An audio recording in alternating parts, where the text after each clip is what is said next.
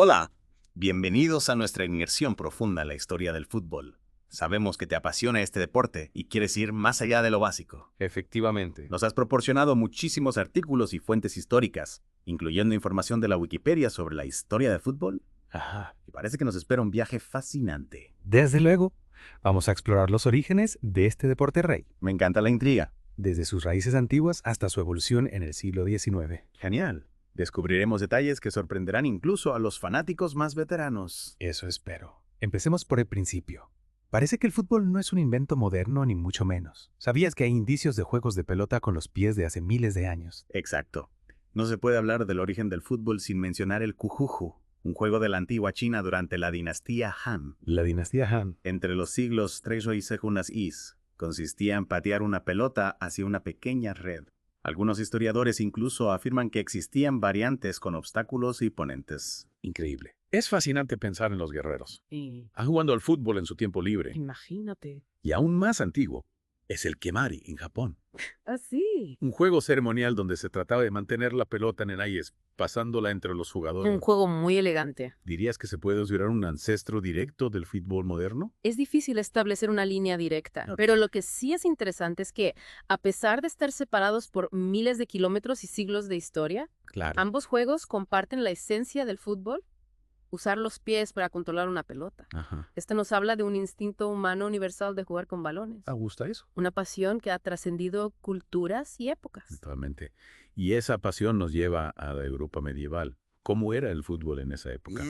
Porque por lo que he leído era un poco salvaje, ¿no? Más que salvaje, diría que era caótico y en ocasiones violento. Imagínate pueblos enteros enfrentándose en un juego llamado fútbol de carnaval en las Islas Británicas, Val de carnaval. sin reglas claras y donde casi todo valía. Eso suena más a una batalla campal que a un deporte. ¿Había algún tipo de organización o era solo puro caos?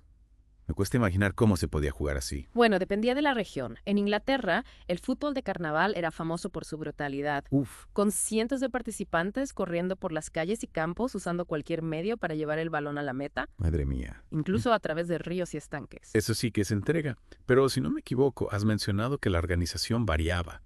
¿Existía alguna versión más civilizada, digamos? Curiosamente sí, en la Italia del siglo XVI En Italia. surgió el calcio florentino, Calcio florentino. una versión más estructurada que se jugaba en un campo delimitado, con equipos de 27 jugadores, árbitros e incluso un sistema de puntos. Es asombroso cómo coexistían versiones tan distintas del fútbol. La verdad es que sí. Una brutal y desorganizada. Ajá.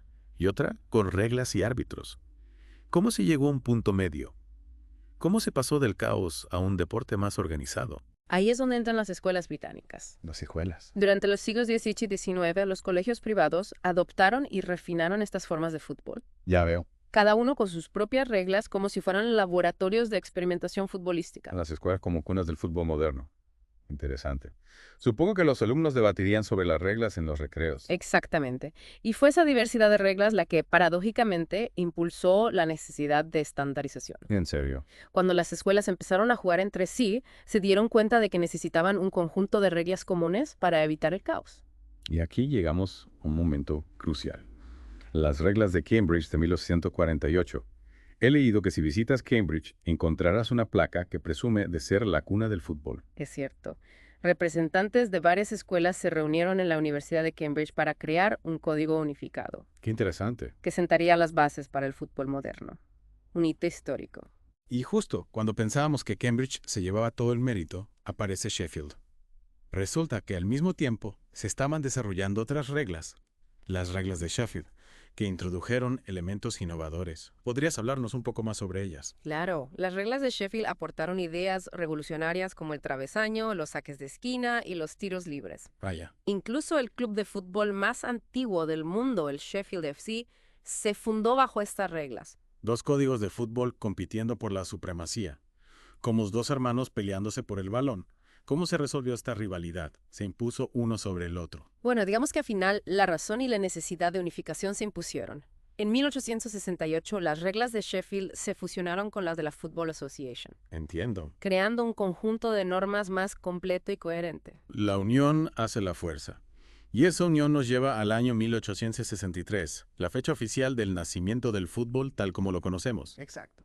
El año en que se fundó la Football Association F en Londres. ¿Qué supuso este hito para el deporte? La fundación de la FA en Londres marcó un antes y un después en la historia del fútbol. Entiendo. Y hablando de la FA, he leído que en sus inicios se resistieron a la idea del profesionalismo. Ah, sí. Es cierto. ¿Por qué se oponían a que los jugadores cobraran por jugar? Sí, es cierto. En sus inicios la FA defendía el amateurismo, viendo el fútbol como un deporte de caballeros, un pasatiempo noble, no una profesión. Eso es muy interesante. Entonces, ¿cómo se produjo el cambio hacia el profesionalismo? ¿Qué factores influyeron en esa transición? Bueno, el cambio fue gradual y estuvo impulsado por varios factores. Por un lado, la creciente popularidad del deporte, Claro. especialmente con la creación de la FA Cup en 1871, atrajo a multitudes cada vez más grandes a los partidos, lo que generó una mayor demanda de jugadores habilidosos. Claro, si el fútbol se convertía en un espectáculo, los jugadores querrían ser recompensados por su talento y esfuerzo. Exactamente. Y por otro lado, muchos jugadores provenían de clases trabajadoras y no podían permitirse el lujo de dedicarse al fútbol sin recibir una compensación económica. Tiene sentido. Dedicarse al fútbol a tiempo completo implicaba renunciar a un trabajo, y eso no era viable para muchos. Así es. La presión por el reconocimiento del profesionalismo fue en aumento. Y aunque la FA se resistió durante un tiempo, finalmente cedió. En 1885, la FA reconoció oficialmente el profesionalismo, marcando un punto de inflexión crucial en la historia del fútbol. Un momento histórico. Esto abrió las puertas a la creación de ligas profesionales y a una nueva era de competencia. Efectivamente. Y la primera liga profesional del mundo no tardó en llegar. La Football League, fundada en 1888. 12 clubes compitiendo por la gloria en un formato de todos contra todos. Increíble. Un modelo que se replicaría en todo el mundo. De juegos caóticos en pueblos a una liga profesional en tan solo unas décadas. Es impresionante cómo evolucionó el fútbol. Y mientras tanto, ¿qué estaba sucediendo fuera de las Islas Británicas? ¿Cómo se expandió el fútbol por el mundo? El fútbol no tardó en cruzar fronteras. A través del comercio, la migración. Y la influencia cultural británica, el deporte se extendió rápidamente por Europa, América del Sur y otras regiones del mundo. Me imagino a los marineros británicos desembarcando en puertos lejanos con un balón bajo el brazo, listos para compartir su pasión por el fútbol. Es una imagen muy acertada. A finales del siglo XIX, el fútbol ya había echado raíces en países como Dinamarca, Países Bajos, Austria, Italia, y su popularidad seguía creciendo. ¿Y hubo alguna región donde el fútbol prendiera con especial fuerza? Sí, en América del Sur, el fútbol encontró un terreno fértil en el Cono Sur, especialmente en Argentina y Uruguay. Los marineros británicos introdujeron el deporte en la región del Río de la Plata a partir de la década de 1860, y su popularidad se extendió como la pólvora. Y vaya si prendió. Argentina y Uruguay se convirtieron en potencias futbolísticas, con una rivalidad histórica que aún perdura. ¿Cuándo se jugó el primer partido internacional fuera de las Islas Británicas? El primer partido internacional fuera de las Islas Británicas se jugó en 1901, un hito en la historia del fútbol. ¿Y sabes quiénes se enfrentaron? No. Argentina y Uruguay. Qué interesante. Ese clásico rioplatense se ha convertido en el partido internacional más jugado de la historia. Una muestra de la pasión que el fútbol despierte en ambos países. Y mientras el fútbol se expandía por el mundo, ¿cómo se gestionaba la unificación de las reglas? No había riesgo de que cada país creara su propia versión del deporte. Era un riesgo real, pero afortunadamente se creó la International Football Association Board, o IFAB, en 1886. IFAB. Su objetivo era supervisar y actualizar las reglas del fútbol a nivel global, garantizando la uniformidad del juego en todo el mundo. El IFAB, los guardianes de las reglas. ¿Quiénes formaban parte de este organismo? Inicialmente, el IFA estaba compuesto por las 4 asociaciones de fútbol del Reino Unido: Inglaterra, Escocia, Gales e Irlanda. Tiene sentido. Pero a medida que el fútbol se expandía, la FIFA, fundada en 1904, se unió al IFA en 1913, reconociendo la importancia de una gobernanza global para el deporte. La FIFA, el órgano rector del fútbol mundial.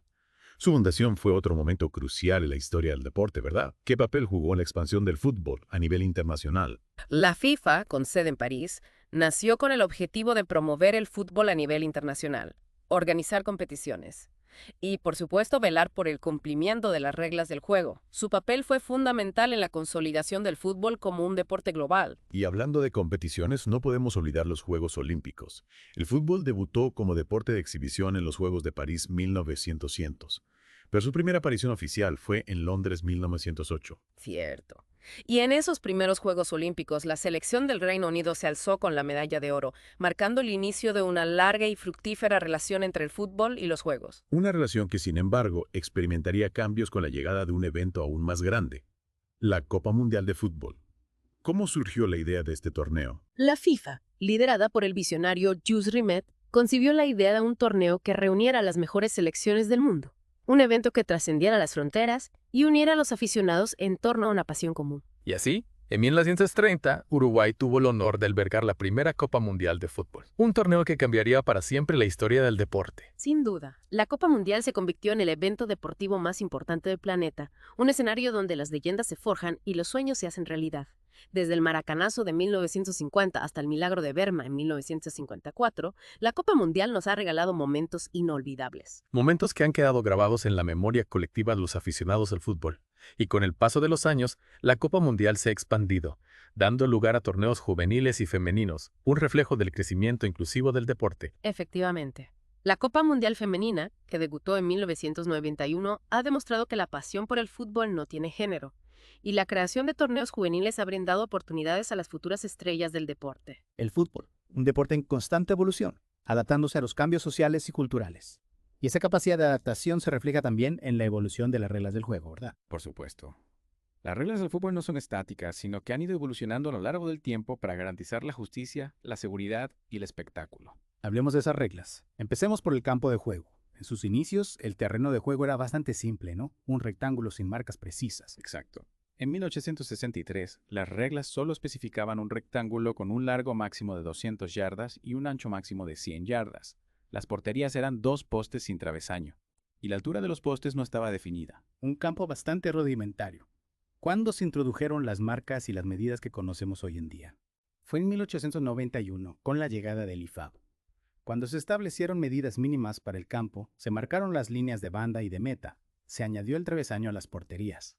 Y atención, se introdujo el área penal, un cambio fundamental que dio lugar a los tiros penales. Los tiros penales, ese momento de tensión máxima en un partido.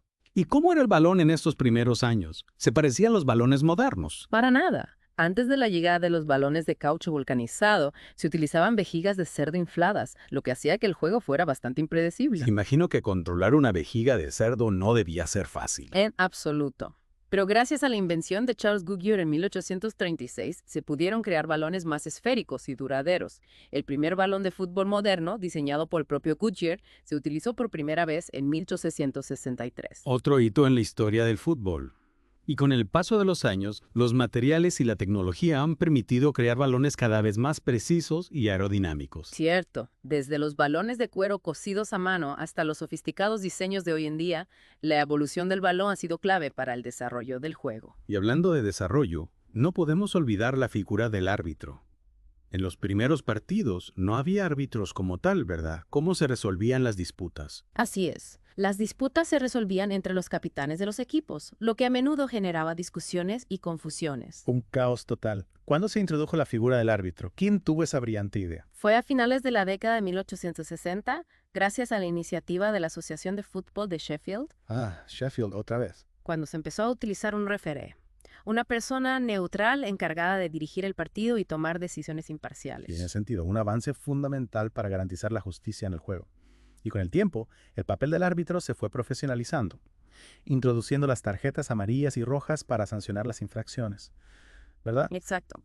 Y junto a la evolución del árbitro, también hemos visto cambios en la forma de iniciar y reanudar el juego, desde el saque de centro hasta los saques de banda y los tiros libres. Todas estas reglas han contribuido a hacer del fútbol el deporte más popular del mundo, con jugadas y estrategias que cautivan a millones de aficionados. Sin duda. ¿Quién no se emociona con un gol de tiro libre o con una parada épica del guardameta? Es verdad. Esos momentos mágicos son los que hacen del fútbol un deporte tan especial. Totalmente de acuerdo. Y hablando de momentos mágicos, no podemos olvidar la evolución del fútbol femenino. Cierto. Durante mucho tiempo las mujeres fueron relegadas a un segundo plano en el deporte, pero su pasión y talento finalmente se abrieron paso. ¿Cómo se desarrolló el fútbol femenino hasta alcanzar el reconocimiento que tiene hoy?